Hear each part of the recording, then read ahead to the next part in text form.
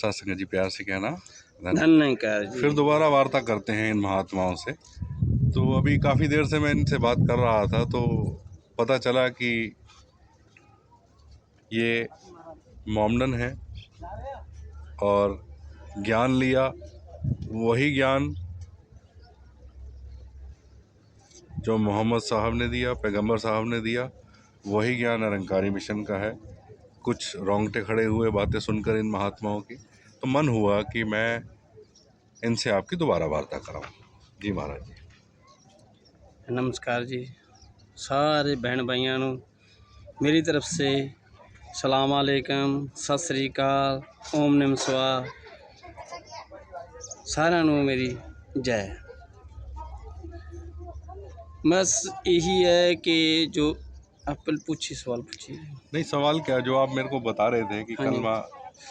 हाँ जी, देखो सब तो जो मुसलमानी मत च है, सब तो पहला है ला इलाहा इल्लल्लाह, कलमा है जो ला इलाहा इल्लल्लाह मुहम्मद रसूलुल्लाह।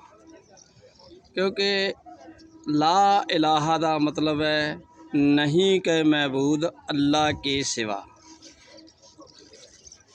जो ला इलाहा इल्लल्लाह मुहम्मद रसूलुल्लाह भी ये मुहम्मद के जरिए ही जाना जा सकता है।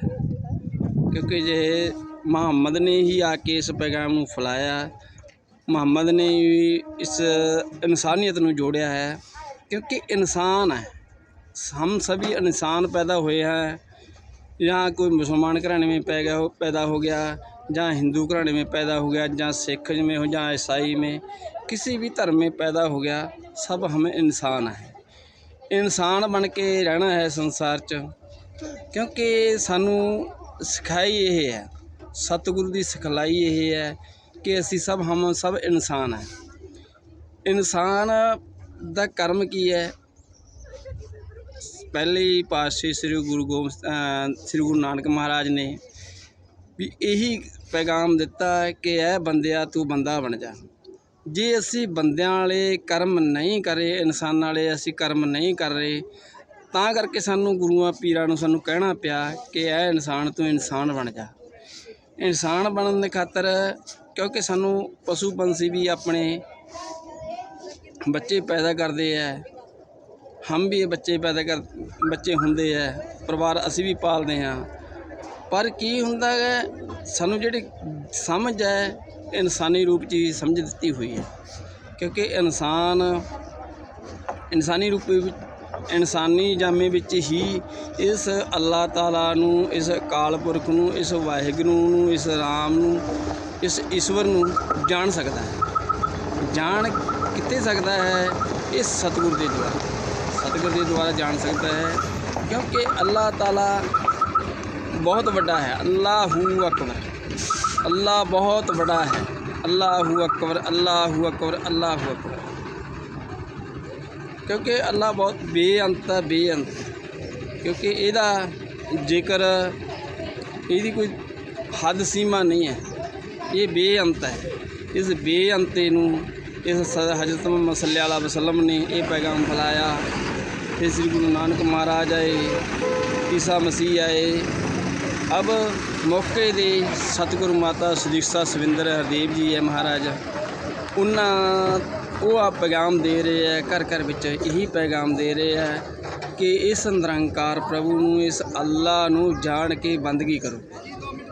जान के बंदगी करांगे तां जिहड़ा साडा जीवन आउण दा मकसद साडा पूरा हो जाएगा। तो आपने जो कलमा पढ़ा, कलमा पढ़ने और निरंकारी मिशन के ज्ञान में हूबहू है? नहीं, हूबहू है जी, कोई भेद नहीं, कोई भेद नहीं जी। वो भी यही कह रहा भी इस निरंकार प्रभु दे ये बेअंत है। जो अल्लाह ताला वाले है वो भी यही कह रहे हैं भी बेअंत है। श्री कृष्ण महाराज ने भी ज्ञान जो युद्ध च दिता, उन्होंने भी यही ज्ञान दिता गा, यही ज्ञान दस्यागा भी ये निरंकार है, ये काल पुरख है। जेड़े बाकी रिश्ते नाती है ये तेरे मतलब ही है, जो करने वाला है तो मेरे मारे हुए है, ये तो मेरे इधर संसार है। ये तो बस यही कृपा करे सच्ची पातशाह। इन महात्माओं से मिलने के बाद मुझे ये एहसास हुआ कि चाहे कोई अपना मुस्लिम भाई हो, चाहे हिंदू हो, कोई भी आ सकता है इस 78वें वार्षिक निरंकारी संत समागम में। सबको खुला आमंत्रण है, खुला निमंत्रण है। 31 अक्टूबर, 1 नवंबर, 2 नवंबर, 3 नवंबर। जो नहीं आ सकते हैं वो www.nirankari.org पर लॉगिन करके देख सकते हैं। नहीं तो कुछ चैनल्स के माध्यम से भी ये प्रसारित होता है। वही ज्ञान है, परमात्मा की जानकारी कर लो। महात्मा ने अभी कलमा पढ़ा, मोमनन है, तो आपको इनकी बात सुनकर अगर कुछ 1%, 0% भी मन में कहीं हैमरिंग हुई हो तो आपको इनविटेशन है, परमात्मा को जाना जा सकता है, ये जानने योग्य है। बस इतना ही। सत्संग करो, सत्संग करो, सत्संग करके ये नहीं तुहानू कोई ज़बरदस्ती नहीं कहेगा कि ज्ञान ले लो। ये नहीं ज़बरदस्ती नहीं तुहानू कहेगा कि ज्ञान ले लो। जो तुहानू पूर्ण तौर पर लालसा होगी कि हाँ मैं रब नूं जानना है, तब ज्ञान दिता जाएगा। निरंकारी मिशन का ये नहीं कि ज़बरदस्ती किसी को ज्ञान नहीं दिता जाता है। ज्ञान लेने के बाद अगर कहीं हाँ तृप्ति हो जाए आत्मा की, हाँ तो बहुत प्यासा हो उसको पानी पिला दिया जाए।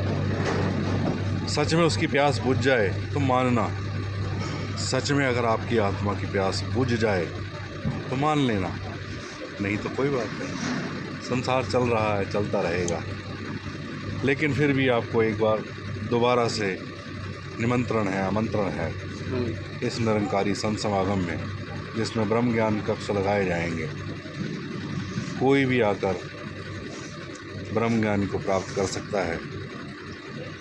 इस परम ब्रह्म परमात्मा, इस निरंकार, इस अल्लाह, इस वाहिगुरु, इस गॉड को देखकर इसकी भक्ति कर सकता है। साथ संगत प्यार से कहना धन्यवाद।